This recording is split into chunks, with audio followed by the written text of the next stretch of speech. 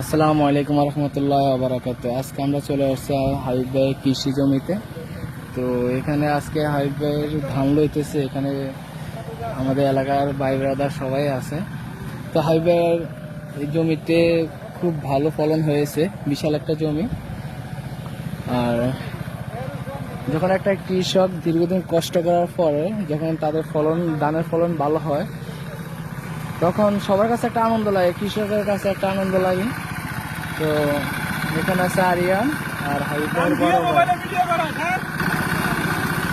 আর ওখানে আছে আমাদের কামাল কাকা। তো এখানে আছে আমাদের কামাল কাকা, খুবই কষ্ট করে। কামাল কাকার মন মানসিকতা খুবই ভালো, আমাদের সদ্যর কাকা।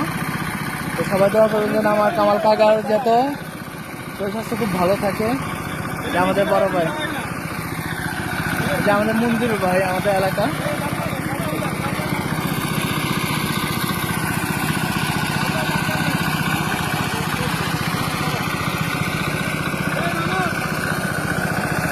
ভাইয়ের ধান খুবই ভালো হয়েছে এবার, সবারই দিলে সবাই ধান খুব ভালো হয়েছে।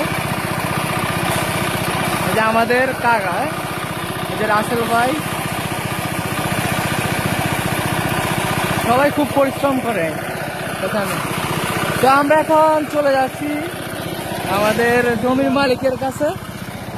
এই যে আমাদের রাসেল ভাই, রাসেল ভাই রাসেল ভাই খুব পরিশ্রম করে, এখন টাকা পয়সা খুব ভালো জমাইছে। আপনারা একটা মেয়ে দেখে রাসেল ভাইয়ের জন্য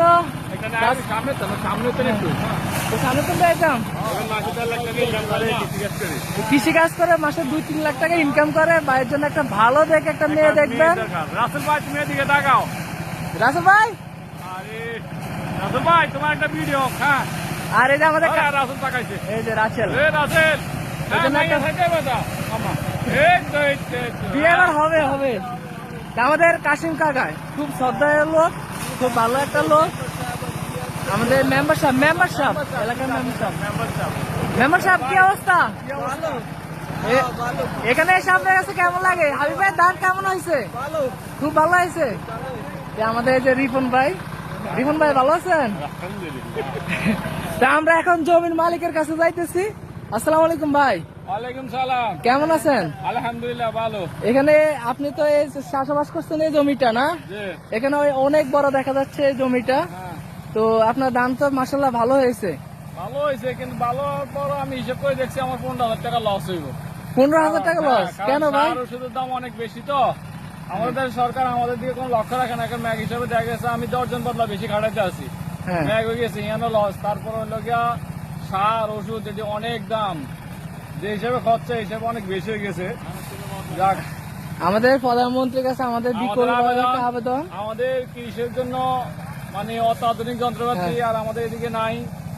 আর যাতে 50% সার দিয়ে দেয় ওষুধ এবং সারে, মানে কৃষকজন ওষুধ আর সারটা ভালো মতো ব্যবহার করতে পারবে, তখন দেখা গেছে সে লসে থাকবে না, প্রত্যেকটা কৃষক আনন্দ হবে। সেই উদ্যোগটা হবে যে আরো বেশি করবো, কারণ লাভ আছে। কিন্তু আমার ধান এখানে 50 মণ হওয়ার পরও দেখা গেছে আমার 15,000 টাকা লস হইব। ও আচ্ছা, ঠিক আছে। এখন এটা লস হওয়ার কারণ মানে সারের দাম আর ওষুধের দাম অনেক বেশি, আমরা অনেক বেশি টাকা দিয়া কিনা লাগতে আছে। ঠিক আছে নি, এই জন্য সরকারকে আমি অনুরোধ করতে আছি যাতে ওষুধ আর সারে অনেক বেশি ভর্তুকি দেয় কৃষি, কারণ একটা দেশের প্রধান জিনিস হলো কৃষি। এই কৃষি যদি না থাকে তাহলে তো দেশের মানুষ এর সুবিধা। এই জন্য আমাদের সমাজ থেকে আস্তে আস্তে কৃষি উঠে যাচ্ছে। লস আসে, ধান ভালো হওয়ার পরও আমাদের লস। এই জন্য কালকে আপনার নাকি অনেক বিপদ গেছে ভাই, আমরা শুনলাম আপনার ধানগুলো বলে সব জ্বরে তুফান আইছে, জ্বরে সব শুয়ে গেছে।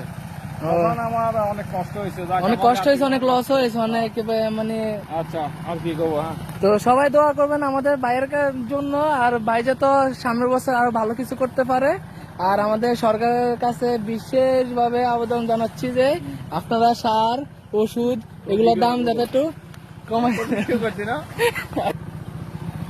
ভাই, আপনি কি অবস্থা ভাই?